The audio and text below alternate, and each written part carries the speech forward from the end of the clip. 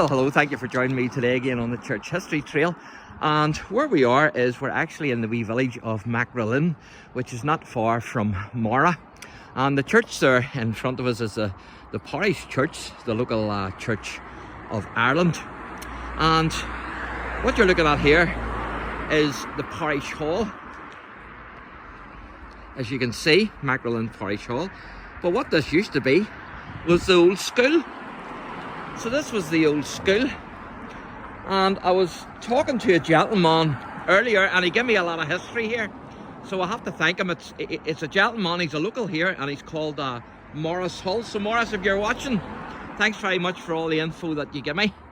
And so you can see here, it says MAGHERALIN Village National School, and it's 1884. So there you go. And then just up on the hill there, behind the school, is the Roman Catholic Church as well. And there's another wee inscription here on the school that I'm going to show you. It's this one here. Now I'm going to try and pronounce this man's surname. John McCoon, I think. 1831 to 1920. He was a naturalist and explorer in Canada, and he was born in this parish. So there you are. The village of MAGHERALIN has a connection with an explorer who left here and went to Canada. But what we're here to look at today is this building here, because this is actually the old parish church before that one there was actually built.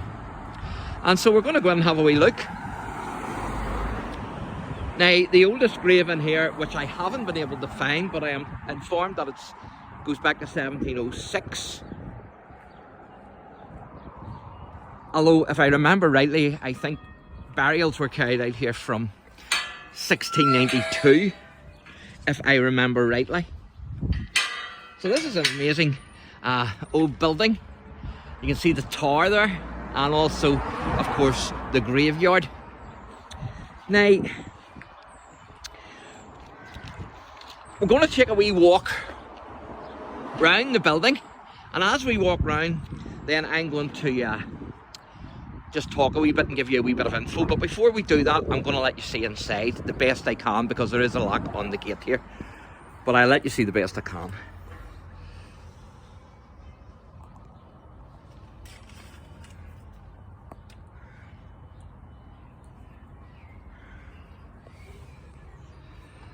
So there you go. Now, I'm told that there's an inscription on the wall for a guy called Jacob Kamak, who, and it's dated 1784, but I unfortunately have not been able to find that. So I don't actually know where that is, but I will keep an eye out for it. I did have a good look, but could not find it. But there you are, you can see the building. And it's believed that there was an actual church here in the 7th century. So a bit of history here to this church. And of course, no trace of the earlier church is found. But it is mentioned in the taxation of Pope Nicholas in 1306. And the surviving walls, they say, are no earlier than the 15th century. And everything was in ruins here by 1657. So there you are. And it was rebuilt then, of course, after the restoration of Charles II in 1660. But then it was totally abandoned in 1845. And then the church down the road that I showed you was built in 1891, the new parish church. But there's a wee grave here I'm going to show you, and it's a very sad grave, because it's of a wee lamb, as you can see.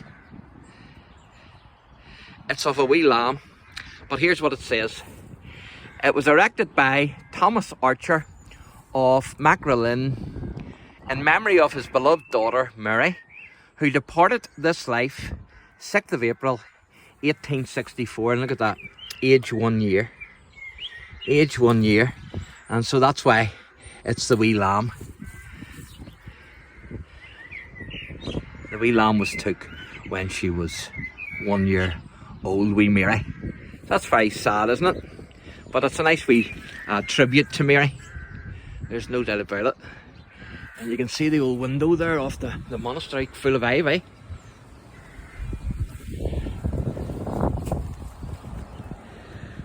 And there's another grave here that I'm going to show you, which is also sad. There you can see more of the monastery. It's very overgrown, as you can see. But it's this grave here. And this is sad as well. It says here, erected to the memory of Anna. I'm not sure how to pronounce that. I'm not even sure what some of the letters are, but it's Anna.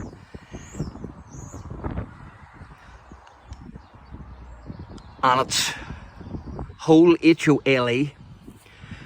But it's the beloved wife of Henry Frederick Hole, Esquire, of, I think that's New Forge, in this parish.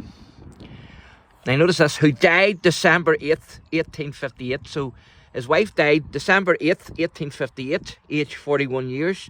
But notice this, also of Caroline Mary, their infant daughter, who died December 22nd, 1858. Now notice, aged 4 weeks.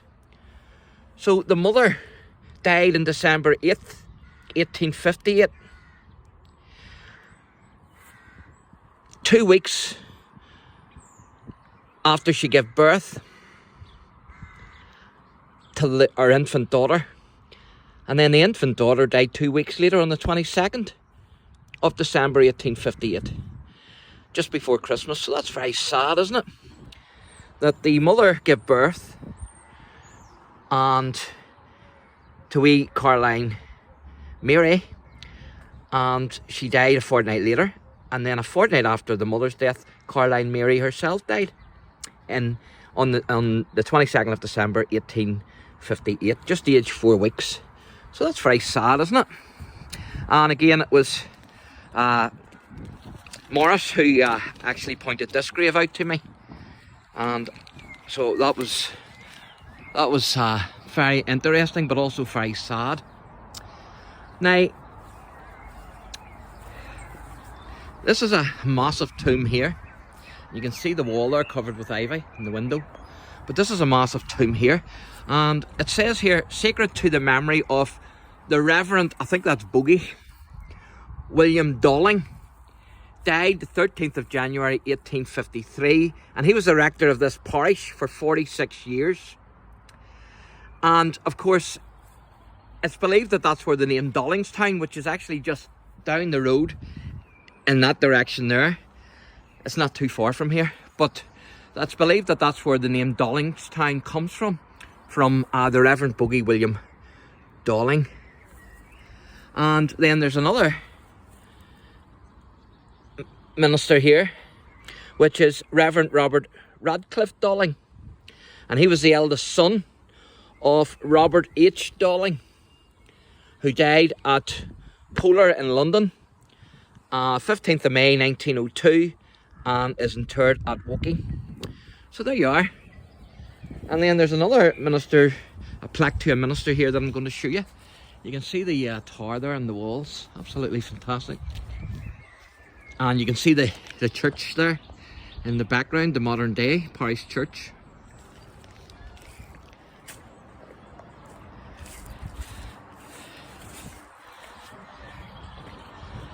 And so a wee bit of history here. And I'll try and read this out to you. It's very hard to see with the light shining on it. But it's sacred to the memory of, and that's the Reverend Henry Murphy. Murphy.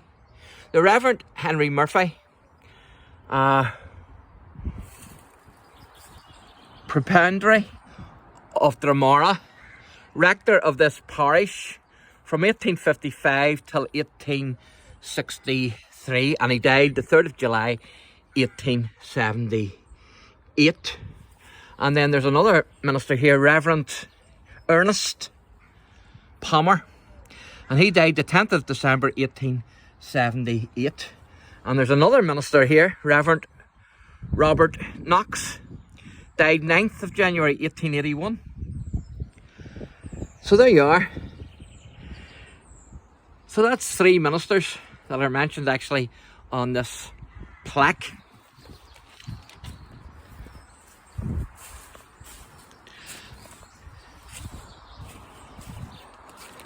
And as I say, unfortunately I can't find the other plaque to a gentleman called Jacob Comac, and it's dated 1784, but I haven't been able to find it, unfortunately, so I don't know where it is. But if I find it before I go, I will show it to you if I can. And there's the other side then of the tower. You can see the window slits there. So pretty amazing. But there's another grave here that I'm going to show you, which is from the 18th century.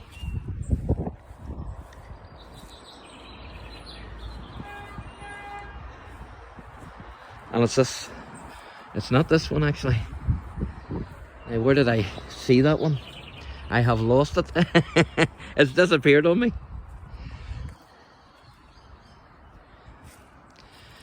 Let me see if I can find it.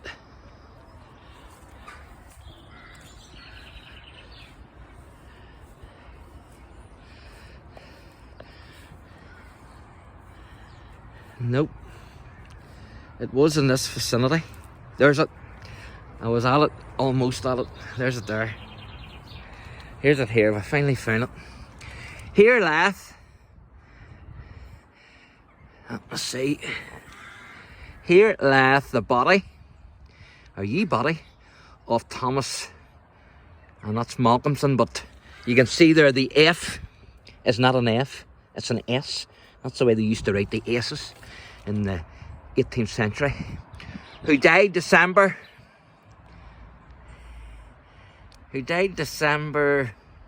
3rd, and as you can see there, it's 1748.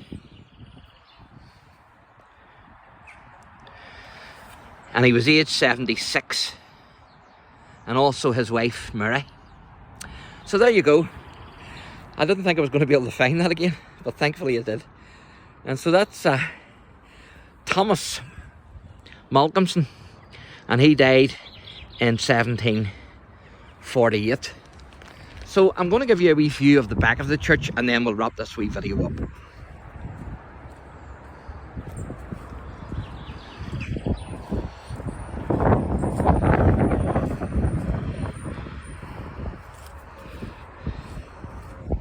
There's an old grave there.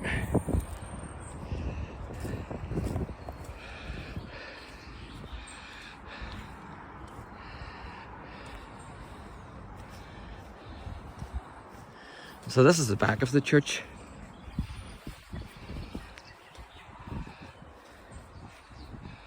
As you can see.